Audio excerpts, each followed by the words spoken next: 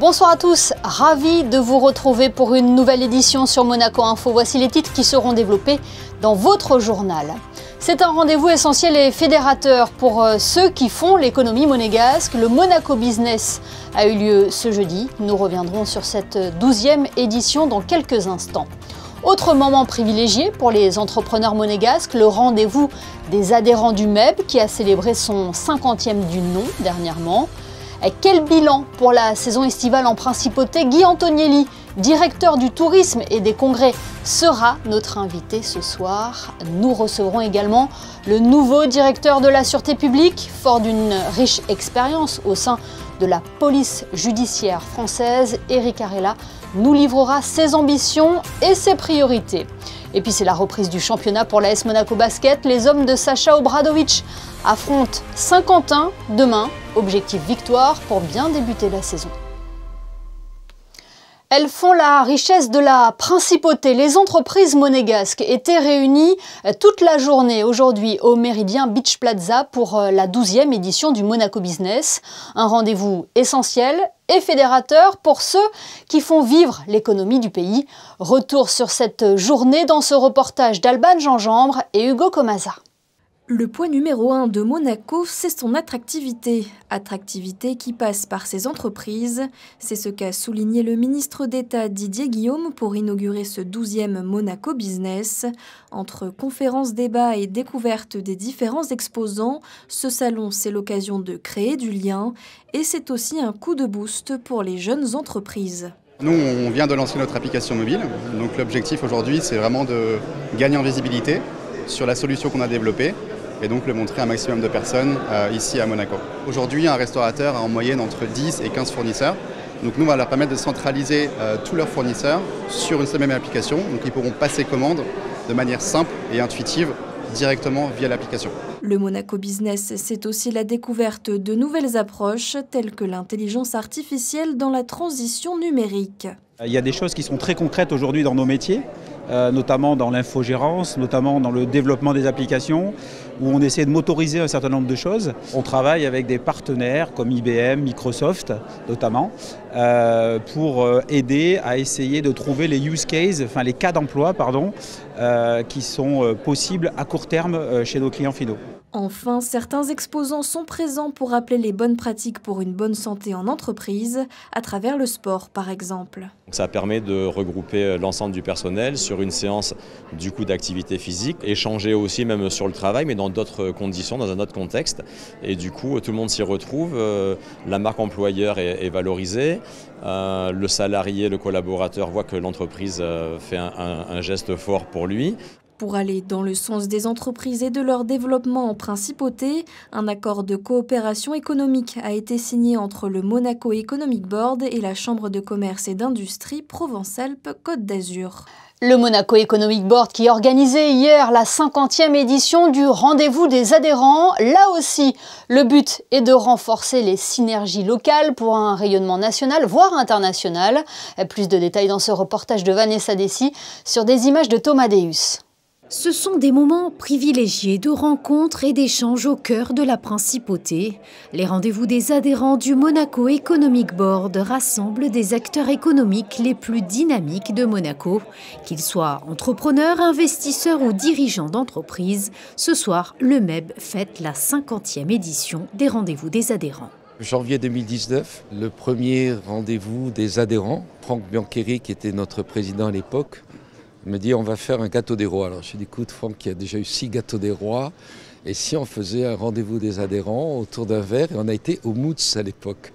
Franck Biancheri, qui était alors aussi ministre des Affaires étrangères, a fait un très très beau speech sur la crise de 2009 justement. C'était très intéressant et de là, nous étions que 130. Et ce soir, nous sommes 420. Depuis toutes ces années, ces rencontres offrent aux participants l'opportunité de tisser des liens, de partager des expériences et de découvrir les nouvelles tendances du marché. Chaque réunion est une chance de renforcer les synergies locales, tout en ouvrant des portes vers l'international. Après plusieurs années d'organisation, il est temps de faire un bilan. C'était une idée qu'avait le bureau après tous ces débuts de voyage à l'étranger pour promouvoir la principauté. Il s'était dit que c'était très intéressant de se réunir aussi à Monaco, de faire un bilan, d'écouter les adhérents, de voir ce qu'on pouvait faire, dans quel domaine, et que c'était un moyen vraiment de créer, de nouer des liens nouveaux entre entreprises de la principauté.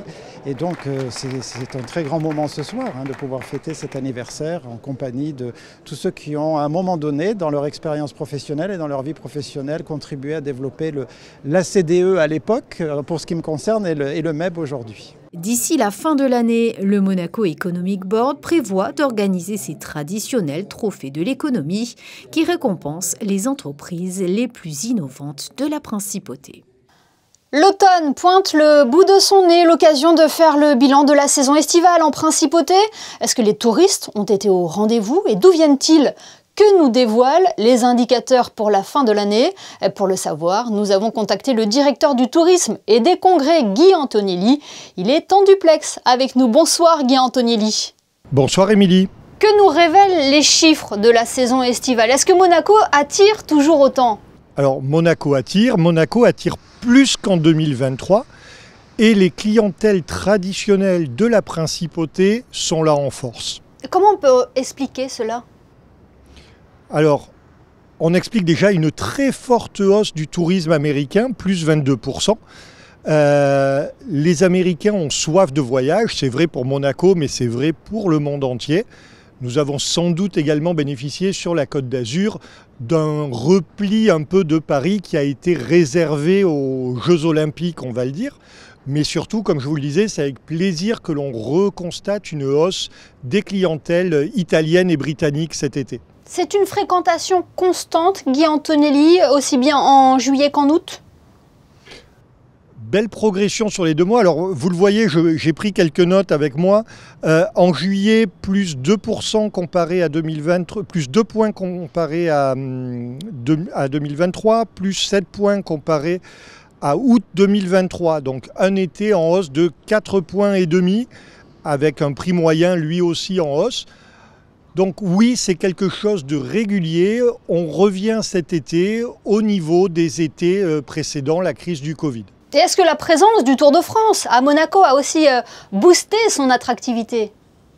Ça a boosté son image, ça a boosté la présence de visiteurs sur la journée du Tour et ça continue à placer Monaco dans une destination où le sport est extrêmement important.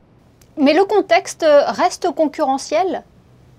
Alors le contexte est extrêmement concurrentiel. Monaco fait de très bons résultats, mais la Côte d'Azur également. Nous attendions un excellent été sur la clientèle du Moyen-Orient.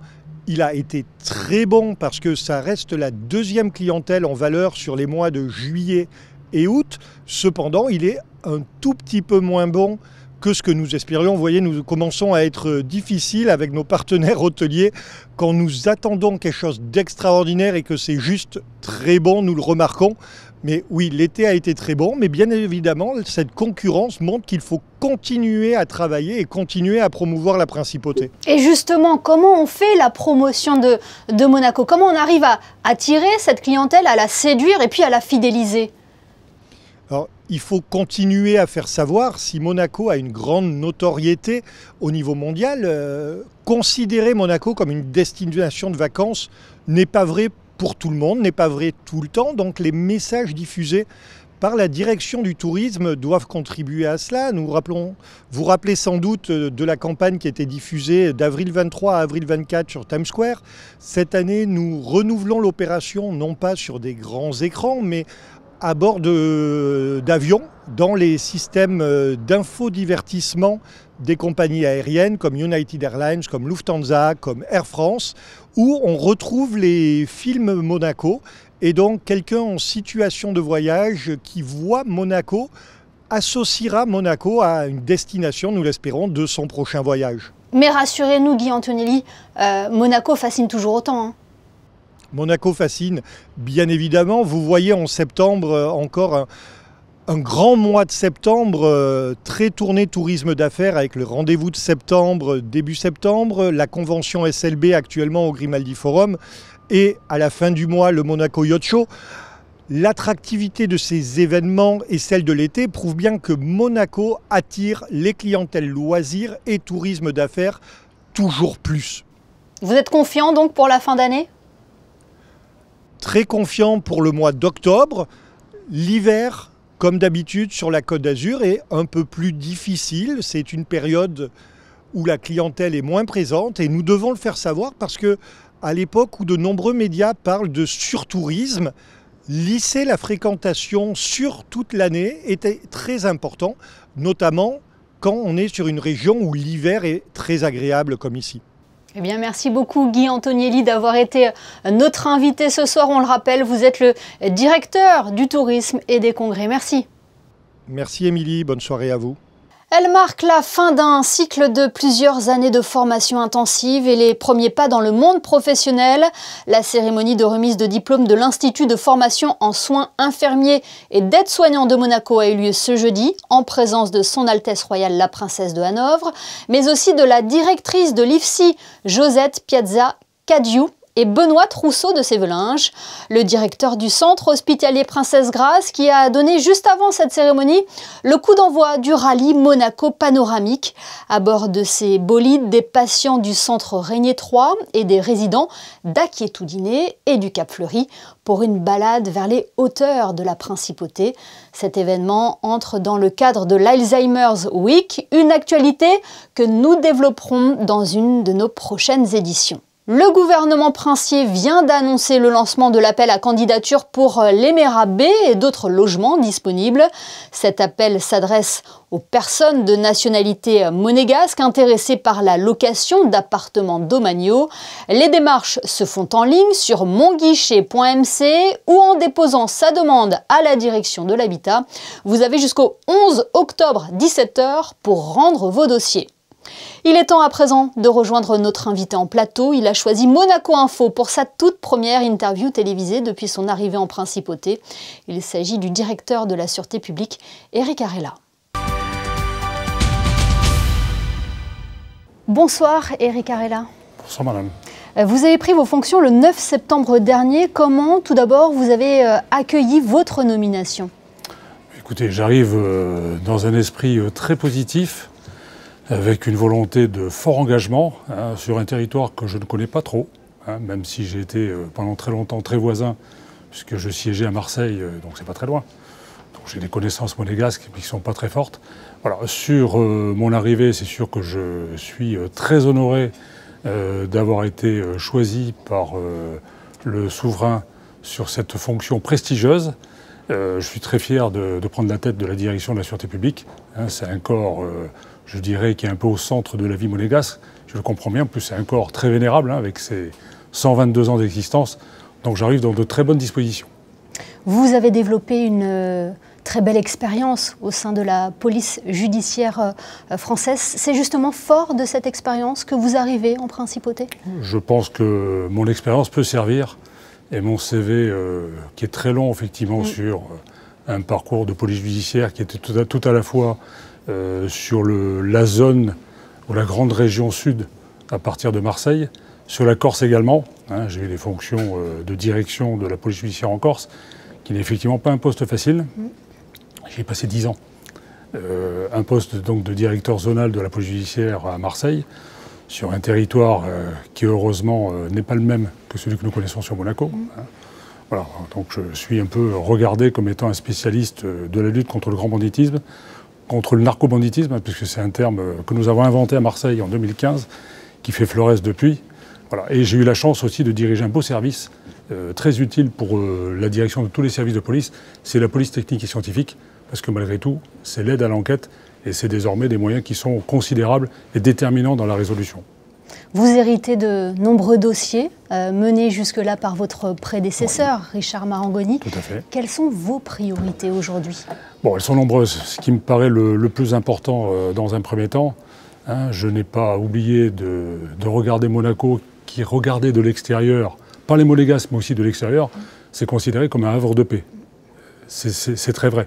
Donc pour moi, la première priorité, c'est effectivement de faire en sorte de garder et de préserver cette image de marque. Je pense que c'est un peu la clé de voûte de la cité monégasque, c'est le plus important. Voilà. Faire en sorte, en tout cas, et de manière plus spécifique et de manière globale, c'est que de la délinquance de voie publique reste à un niveau qui reste très faible. Ça, c'est le point le plus important. Après, ce qui m'importe, c'est que la relation qui apparemment est très bonne entre la population et la police reste à un niveau toujours élevé. Ça, ce sont vraiment les 2 points principaux. Après, il y a tout un tas de sujets techniques. Comme la sécurité routière, par exemple? Par exemple, voilà. J'ai noté dans mes 10 jours d'observation, parce que je n'ai pas encore un recul, et vous m'excuserez de ne pas rentrer dans trop de détails, hein, j'ai noté effectivement que c'était une petite plaie locale. On a quand même, sur 2023, enregistré un nombre d'accidents très nombreux. On voit très bien que la circulation avec une vitesse excessive et surtout un taux d'alcoolémie important sont des petits fléaux locaux qui méritent vraiment une action spécifique. Bon, elle est déjà engagée, on va nécessairement la poursuivre. C'est très important. La lutte contre la corruption également va vous mobiliser? Oui, alors je situerai cette lutte plutôt dans un cadre beaucoup plus large. Hein. Vous savez que nous sommes dans un regard avec des préconisations fortes, hein, du GAFI et du GRECO.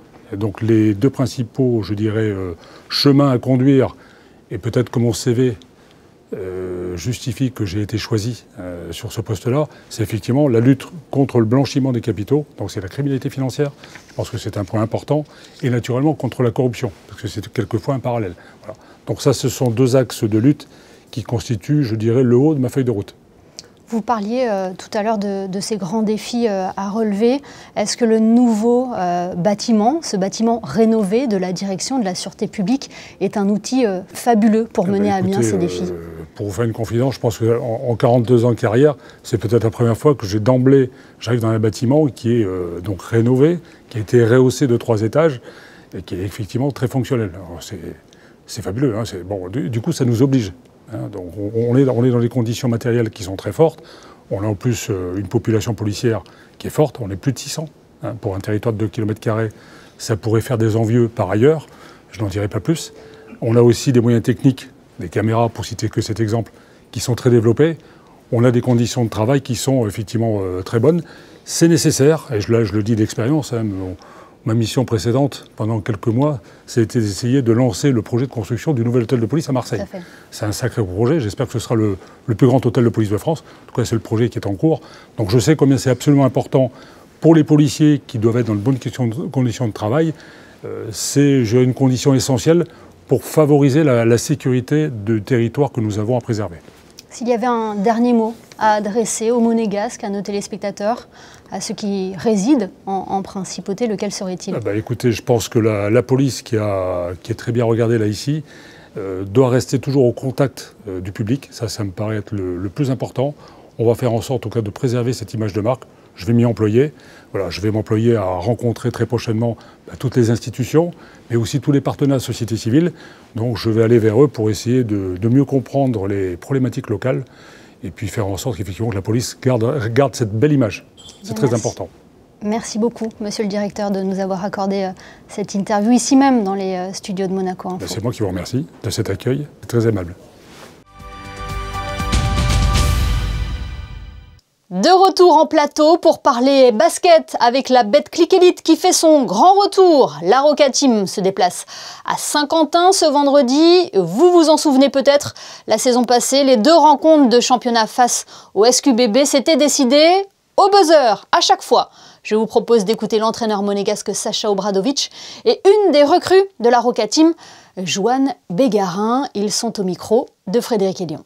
It's not easy to judge anybody in this moment, but the team, who didn't lose in the preparation period, they didn't play just easy games. They were, like also in Germany, serious opponents. At home, where they are really playing good basketball, with this atmosphere, which is maybe the only one, like this, like in all France, it's gonna be extremely difficult, not just because of opponent team, it's definitely also because of us and our situation. Je pense qu'on est suffisamment prêt pour aller chercher une victoire. Après, c'est sûr qu'on n'est pas encore à 100%, ce n'est que le début de saison et puis on ne nous demande pas d'être prêt à 100% aujourd'hui dans la prépa. Donc je pense que la chimie de l'équipe, elle prend petit à petit. Déjà en dehors du vestiaire, on s'entend super bien, donc ça c'est déjà une superbe chose. Et petit à petit sur le terrain, on va apprendre à se connaître puisqu'il y a pas mal de nouveaux joueurs, des joueurs qui sont blessés, des joueurs qui ne sont pas encore rentrés. Donc ça va se faire petit à petit, on sera prêt le jour J. This is also the game, which really try to recover the players, get them in some normal shape, which is in this situation, this moment, like not on the best level. On the other hand, as I said, we have to be everywhere, favorites, no matter what team, we have, no matter what problems we have, nobody will understand if we lose the game. Objectif victoire donc pour la Roca Team ce vendredi face à Saint-Quentin pour bien démarrer la saison. Sport toujours, avec du rugby cette fois-ci. Le club de la Principauté a réuni ses partenaires hier au centre cardio-thoracique pour un moment convivial autour de l'ensemble des joueurs et des joueuses monégasques. Et alors que l'équipe première reçoit Avignon dimanche, justement, quelles sont les ambitions de l'AS Monaco Rugby cette saison? Élément de réponse avec Fabien Bonilla et Thomas Deus. Un ancien maillot du club de l'AS Monaco Rugby a été offert au directeur du centre cardio-thoracique, partenaire du club, mardi soir lors de la présentation de la saison 2024-2025. Une présentation devant le staff, les bénévoles, les partenaires, sans oublier bien sûr les joueurs. Une saison qui devrait être riche entre les enfants, l'équipe féminine, les espoirs et l'équipe première. En tout, 400 personnes sont licenciées au sein de l'AS Monaco Rugby. Il y a une constante évolution au club, les licenciés sont de plus en plus nombreux, on a une école de rugby qui commence vraiment à avoir de l'ampleur. D'ailleurs on fait un lien, tous nos joueurs seniors vont régulièrement passer une tête et dire bonjour et aider, donner un coup de main aux jeunes. C'est vraiment le développement d'un club en entier qui va de l'école de rugby. On a aussi les féminines qui relancent cette année une section de touch. Donc voilà, c'est un développement général, cadet, junior, sur l'ensemble du club. C'était vraiment une volonté du club quand on est reparti il y a plusieurs années de construire un club pérenne et qui puisse s'appuyer sur son école de rugby.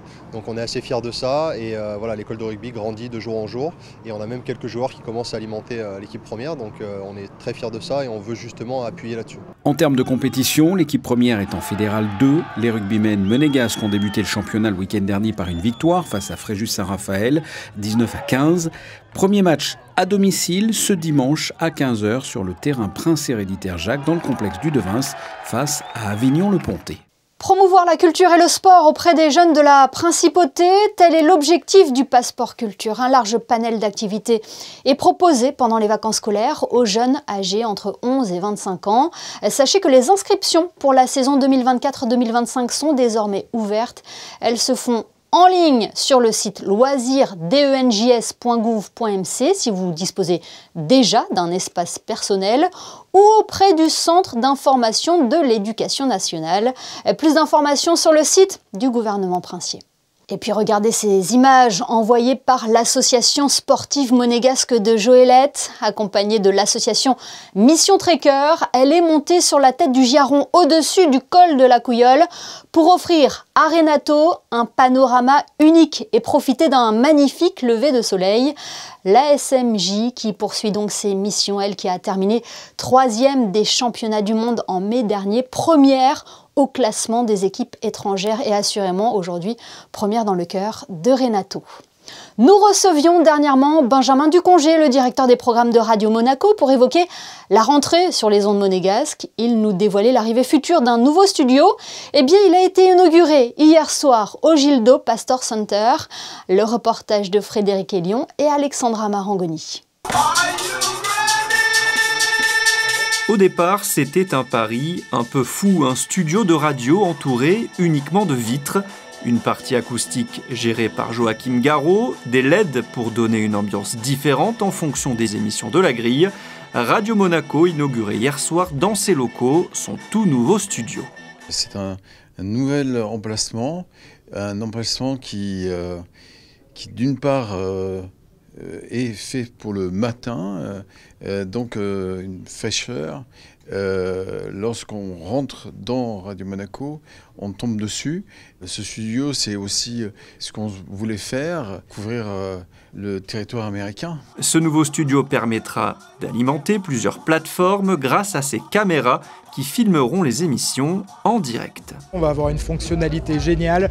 Dès qu'on ouvre le micro, ça permet d'enregistrer automatiquement et derrière de réencapsuler pour les réseaux sociaux. Et puis il nous fallait un deuxième studio parce qu'on a Radio Monaco Made in Monte Carlo, mais qu'on diffuse également sur tous les États-Unis et le Canada. Et maintenant, le fait d'avoir un deuxième studio, ça va nous permettre de faire des émissions comme on le faisait lors des grands événements et en même temps pour avoir des émissions en anglais depuis ce studio pour les États-Unis, pour promouvoir aux États-Unis et au Canada la principauté de Monaco. Après le passage au micro de l'emblématique Charlie, nouvel animateur de la radio depuis la rentrée, Joachim Garraud a pris les platines pour un set exclusif, histoire de bien célébrer l'inauguration de ce nouveau studio. C'est un nouveau cap pour la British School of Monaco. Après 2 années d'existence, l'établissement ouvre officiellement des classes du secondaire, élargissant ainsi son enseignement d'excellence à approche internationale. Vanessa Dessy vous livre plus de détails dans ce reportage réalisé avec Lionel Bernardi. C'est une étape marquante dans son développement. La British School of Monaco annonce l'ouverture d'une école secondaire. Située à quelques minutes du parc Princesse Antoinette, l'établissement dispose d'un espace de 600 mètres carrés et propose un environnement moderne. Elle est la seule école de la principauté à offrir un cursus britannique complet en langue anglaise, combiné à un enseignement renforcé en français. C'est une école qui accueille les enfants de Year 7 à Year 11, c'est-à-dire les enfants, une fois ils ont fini le cursus primaire à la British School à Fontvieille, ils continuent avec leurs études secondaires ici à la Secondary School. Et donc, ils ont entre 12 et 16 ans, en fait, et juste après cela, il leur reste le cursus de A-Level, c'est les 2 dernières années de l'école, c'est l'équivalent du bac français, c'est quelque chose qu'on va faire un peu plus tard. En partenariat avec Monaco Télécom, la British School of Monaco lance le projet PhoneWall, conçu pour protéger les élèves des effets négatifs des smartphones et des réseaux sociaux. En fait, quelque chose qui était très important pour nous en tant que fondateurs, pour notre board, si vous voulez, c'est de s'assurer que les enfants, ils sont protégés en fait des dangers des réseaux sociaux. Bien sûr, chez nous, à l'école primaire, les téléphones sont interdits. Et donc, l'idée en fait de partenariat avec Monaco Télécom, c'est de sensibiliser les parents aux dangers des réseaux sociaux et en fait leur donner une solution, c'est-à-dire au lieu d'acheter un smartphone pour les enfants, ils peuvent acheter une Nokia 3210 chez Monaco Télécom qui a été spécialement conçue pour les enfants de British School of Monaco, qui n'a pas d'accès aux réseaux sociaux, qui a les possibilités de téléphoner, de se connecter avec son enfant, parce que c'est ça l'idée, c'est de pouvoir trouver son enfant, de l'appeler, mais qu'ils n'ont pas un accès facile aux réseaux sociaux. À partir de 2028, la British School of Monaco ambitionne d'ouvrir un nouvel espace dédié à l'enseignement des enfants entre 16 et 18 ans. Ce journal touche à sa fin. Avant de nous quitter, je vous propose de jeter un coup d'œil aux prévisions météo. Bonsoir Sarah Inkari. Quelle est la tendance pour la journée de vendredi, Sarah ? Bonsoir Émilie, bonsoir à tous. Le ciel sera bleu demain matin mais se couvrira légèrement au cours de la journée avec des rafales de vent annoncées à 40 km/h. Les températures, elles seront légèrement plus chaudes qu'aujourd'hui dans l'après-midi avec un pic à 24 degrés. Le matin, nous ne devrions pas dépasser les 17 degrés. Enfin, notez que nous fêterons ce vendredi 20 septembre la Saint Davy, diminutif anglo-saxon de David. Merci Sarah pour toutes ces précisions et merci à vous pour votre fidélité au JT de Monaco Info. Les photographes de la direction de la communication ont souhaité mettre en valeur ce soir les soirées de gala de Ligue des Champions au Stade Louis II. Demain, vous avez rendez-vous avec Christophe Paco pour votre JT. Quant à moi, je vous retrouve lundi. Excellente fin de semaine à tous sur Monaco Info.